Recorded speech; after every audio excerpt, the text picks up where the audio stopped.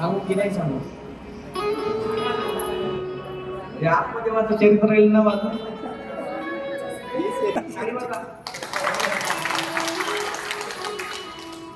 Very important point. बरोबर काय? चांगला पॉईंट मांडलाय मी. हे चरित्रच आहे ना.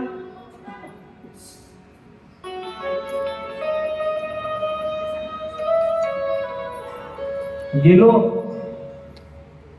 आणि बसलो बैठक.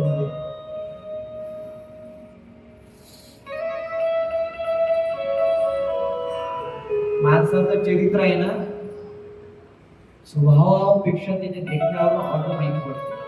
50% त्याच्या चेहऱ्यावर सर्व काही लिहिलेलं असतं. दामोदर साहेब, तुम्ही कसे आहात बोलून दाखवा लागत नाही. एक नजर काफी तुमचं बिहेवियर ओळखण्यात येतं.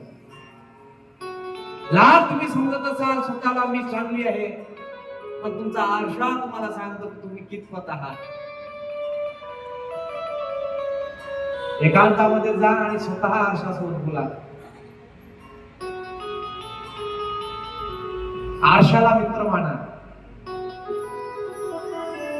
आरशाला जर मित्र मानलं ना, खरं स्वरूप तो तुम्हाला दर्शवेल. तुम्ही खरं बोलता की खोटं बोलता, लोकांसोबत कसे वागता, कसे बोलता, कसे राहता, जमिनीचे किती भाग तुम्ही मोडून मोकळे झालेले आहे. तुरीच्या शेंगा स्वतःच्या शेतात असल्यावर दुसऱ्या घरातल्या शिष्य बघता. फुटाण्याची गंजी एखाद्याची चांगली दिसत असली, याला कसं लंब करा पेटून दे.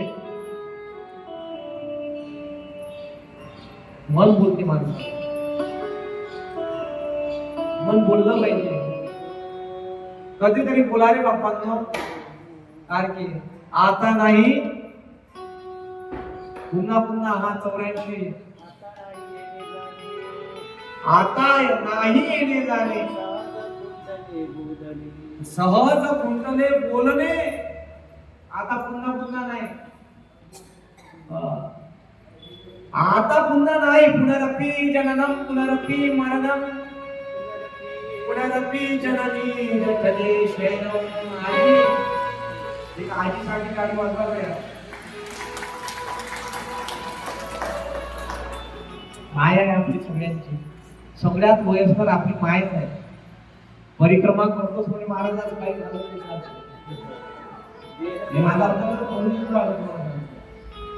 असे काही भाव पाहतो ना लोकांच्या मनातले, मला असं तरी होतं.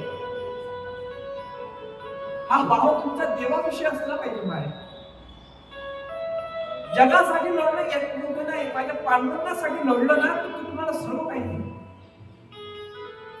जगाच्या बाजारी सर्व काही